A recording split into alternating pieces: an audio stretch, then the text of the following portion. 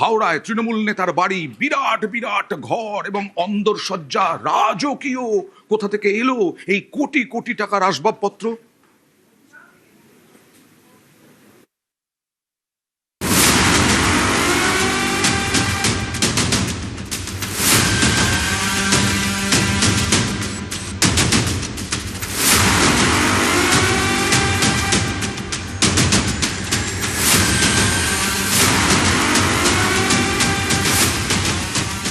হাওড়ার শিবপুরের তৃণমূল নেতা শামীম আহমেদ, এই নেতার বাড়িতেই সুড়ঙ্গের হদিশ।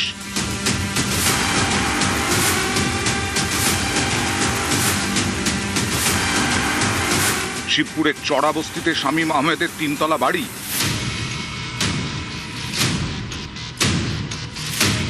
এই বাড়ির ভেতরেই রয়েছে সুড়ঙ্গ। এই সুড়ঙ্গ দিয়ে এগোলেই চোখ ধাঁধিয়ে যাবে একের পর এক আলিশান ঘর। ঘরগুলিতে কোটি কোটি টাকার ফার্নিচার। সুড়ঙ্গে ঢুকলেই চোখে পড়বে চোখ ধাঁধানো ইন্টেরিয়র ডেকোরেশন। নানা রকমের দামি দামি লাইট। একটি ঘরে 2টি বিছানা, এক একটির দাম কয়েক লক্ষ টাকা।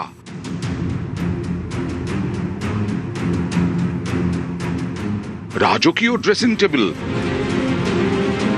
ঘরে 2 থেকে 3টে আলমারি, বেডরুমে সিসি ক্যামেরার মনিটর, ড্রয়িং রুমে দামি দামি সোফা, দোলনা।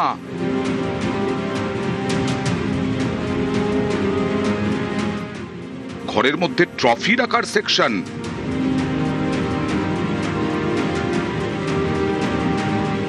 এরপরেই রয়েছে মডিউলার কিচেন।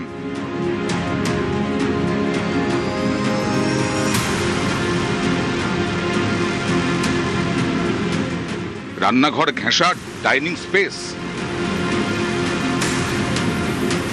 বিরাট বাথটাব।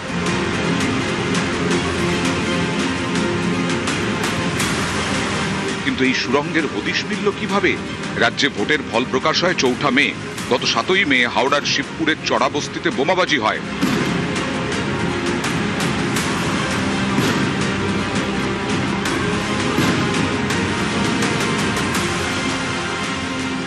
বোমাবাজির ঘটনায় আঙুল ওঠে তৃণমূল নেতা শামীম আহমেদের दिखे। में बहुत जुल्म भी हो रहा है। सबसे बड़ा बात, इस जब तक एनी टाइम बम चल जा रहा है, ये छोटे छोटे घर में बच्चे हैं, औरतें भी हैं कि वो हार्ट पेशेंट है, कोई छोटे छोटे बहुत डर जा रहे हैं। मतलब बस्ती नहीं हो गया है, मतलब गुंडागर्दी हो गया। ये समझ में नहीं आ रहा है। तो शमीम अहमद से पूछना पड़ेगा ना कि क्यों चला, उनसे पूछना होगा क्यों चला है, आखिर यहाँ पर चलाने का क्या कारण है। শামীম আহমেদকে গ্রেপ্তার করতে গত শনিবার তার বাড়িতে যায় শিবপুর থানার পুলিশ। বাড়ির দরজায় তখন তালা। তালা ভেঙে ভেতরে ঢোকে পুলিশ। বাড়িটি বাইরে থেকে জরাজীর্ণ, কিন্তু ভেতরে ঢুকলে একেবারে প্রাসাদ। তৃণমূল নেতার এই বাড়ির 3 তলায় একাধিক ঘর। একটি ঘরের দরজায় তালা। তালা ভাঙতেই খুলে যায় সুড়ঙ্গের দরজা। সিঁড়ি দিয়ে নামতেই চক্ষু চরক গাছ।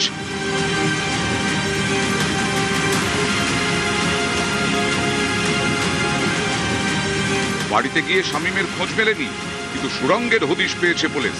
সুড়ঙ্গ দিয়ে এগোলে একের পর এক চোখ ধাঁধানো ঘর। নিউজ 18 বাংলা। 3 তলা বাড়ি, কিন্তু 3 তলাতে সাধারণভাবে থাকেন এই শামীম আহমেদ। আর পুলিশ যখন 3 তলায় গেল, এই দেখুন বাইরে থেকে ঢোকার ব্যবস্থা, বাইরে থেকে ঢোকার ব্যবস্থা। এবার তালা যখন ভাঙলো, লাথি মেরে গুপ্ত ঘরের সিংহদ্বার যখন খুলে গেল, তখন দেখুন কোটি কোটি টাকার সম্পত্তি। ভয়ঙ্কর। কি করে হয়? ওখানে যারা গেছেন পুলিশ কর্মীরা, তারা বলছেন কোন রাজার ঘর নাকি। সরাসরি চলে যাব দেবাশিস চক্রবর্তীর কাছে, আমাদের প্রতিনিধি দেবাশিস। পুলিশ তো গিয়েছিল বোমাবাজির অভিযোগে তদন্তে, তল্লাশি চালাতে, শামীম আহমেদকে পায়নি, কিন্তু এবার কি এইটা নিয়েও তদন্ত শুরু হবে? পুলিশ কি বলছে?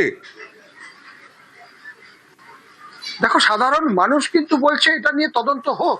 তার কারণ একজন যুবক যে কিনা কয়েকদিন আগে তৃণমূল কংগ্রেসে 2011 সাল থেকে যোগ দিয়েছেন, তার আগে একটি শপিং মলের 3,500 টাকার মাইনের চাকরি করতেন, বেল্ট চুরি 150 টাকার বেল্ট চুরি করতে গিয়ে ধরা পড়ে, তার চাকরি চলে যায়। তারপরে একটি জুতোর দোকানে চাকরি করে। সেই ছেলে 2011 থেকে 2026 সালে তার বাড়ি দেখে চক্ষু চরকগাছ সাধারণ মানুষ থেকে পুলিশে, তাহলে এই ঘটনা তদন্ত কেন হবে না?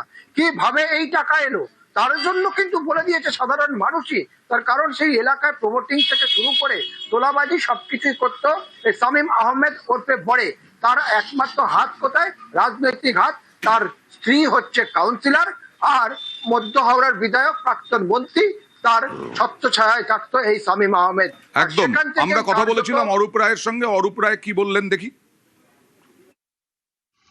আমার ঘনিষ্ঠ মধ্য হাওড়ার সমস্ত মানুষ, সমস্ত কর্মীরা আমার ঘনিষ্ঠ, সুতরাং কেউ পার্টিকুলারলি আমার ঘনিষ্ঠ এটা বললে ঠিক নয়। যদি কেউ অন্যায় করে থাকে, আইন যদি হাতে নিয়ে থাকে, পুলিশ উইল টেক অ্যাকশন, তার বিরুদ্ধে পুলিশ ব্যবস্থা রয়েছে যতটুকু। সেটা তার ব্যক্তিগত ব্যাপার, সেটা আমি বলতে পারবো না। সেটা কি হয়েছে না হয়েছে আমি দেখিও না, জানিও না। দুর্নীতি করলে এই রকম, তোলাবাজি করলে এই রকম অবস্থা হয়। বারবার দুর্নীতির বিরুদ্ধে বিজেপি বলছে। দিলীপ ঘোষ কি বললেন দেখুন। এর আগে আমরা জাহাজ বাড়ি দেখেছি, আরো কত কত বাড়ি দেখেছি। এই বাড়ি নতুন কিছু না, অনেকে আপনারা জানেন, অনেকে জানেন না, আরো অনেক তথ্য বেরোবে এবং সবার জন্য একই ব্যবস্থা হবে, আইন।